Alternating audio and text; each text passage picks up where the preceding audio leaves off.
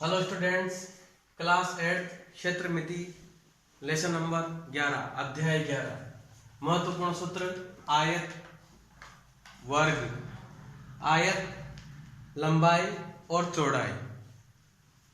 आयत का परिमाप होता है इसका ए से चले वापस एक पूरा चक्कर करके वापस ए पर ही आ गए, ये कहलाता है परिमाप। किसी भी आकृति का एक पूरा चक्कर या उसकी पूरी भुजाओं को जोड़ दिया जाए तो उसका परिमाप कहलाता है।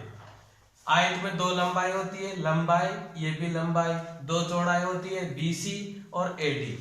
तो दो बार तो लंबाई आ गई 2L और प्लस 2 चौड़ाई, दो चौड़ाई आ गई तो दो कॉमन ले लेंगे तो L प्लस बी, यानी कि आयत का परिमाप यहां से चलेंगे AB BC CD और AD, इनको जोड़ दिया जाए तो क्या कहलाएगा, आयत का परिमाप कहलाएगा। यानी कि आयत के परिमाप का सूत्र होता है दो कोष्टक लंबाई प्लस चौड़ाई, L मतलब लेंथ यानी कि लंबाई और ब्रिथ मतलब चौड़ाई, तो दो कोष्टक लंबाई प्लस चौड़ाई आयत का परिमाप होता है।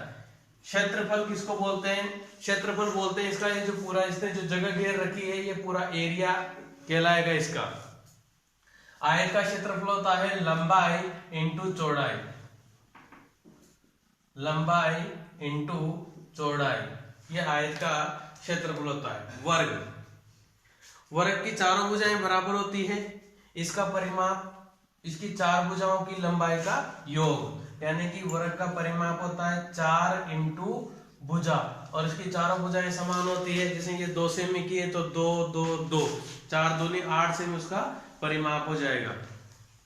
वर्ग का क्षेत्रफल होता है भुजा स्क्वायर, भुजा इंटू भुजा, तो इसके घात 2 लगा देंगे, पावर लग जाएगी, क्या होगा वर्ग का क्षेत्रफल भुजा स्क्वायर।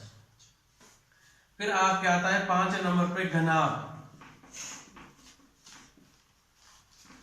घनाभ के बारे में हम क्या जानते हैं? ये घनाभ है जिसमें लंबाई चौड़ाई होती है, वो घनाभ कहलाता है। ये इस प्रकार की आकृति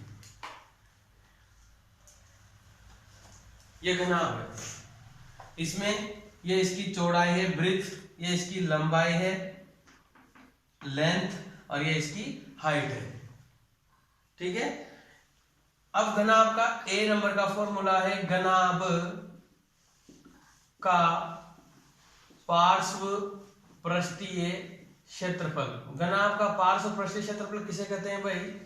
घनाभ का पार्श्व पृष्ठीय क्षेत्रफल कहो या घनाभ का कमरे की चारों दीवारों का क्षेत्रफल कहो, बात एक ही है। यानी कि घनाभ की चारों दीवारें आएगी, क्या आएगी? घनाभ की चारों दीवारें आएगी, उसकी छत और तल छूट जाएगा, वो कहलाता है घनाभ का पार्श्व पृष्ठीय क्षेत्रफल। जैसे मान लो ये माचिस घनाभ है, अब इसकी चारों दीवारें, ये चारों दीवारें हैं, ये इसका क्या कहलाएगा? पार्श्व पृष्ठीय क्षेत्रफल या कमरे की चारों दीवारों का क्षेत्रफल। ठीक है, इसमें छत और तल छूट जाएगा तो ये क्या कहलाता है? पार्श्व पृष्ठीय क्षेत्रफल या कमरे की चारों दीवारों का क्षेत्रफल, दोनों बातें एक ही है ना।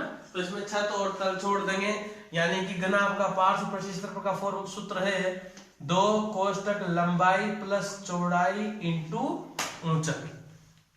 ठीक है, ये घनाभ का पार्श्व पृष्ठीय क्षेत्रफल है।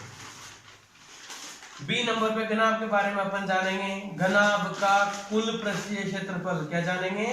घनाभ का कुल पृष्ठीय क्षेत्रफल। अब कुल पृष्ठीय क्षेत्रफल में क्या आ गया? उसकी चारों दीवारें भी आ जाएगी और उसकी छत और तल भी आ जाएगा। घनाभ का कुल पृष्ठीय क्षेत्रफल जिसमें चारों दीवारें भी आ गई और छत और तल भी आ जाएगा, यानी कि दो कोष्टक LB plus BH plus HL, है ना। और इसको हम अगर याद रखना चाहें तो दो कोष्टक ल भाई बट्टा हरिया हरिया ल। ठीक है, ऐसे हम इसको याद रख सकते हैं, दो कोष्टक LB plus BH plus HL। C number पे है घनाभ का आयतन।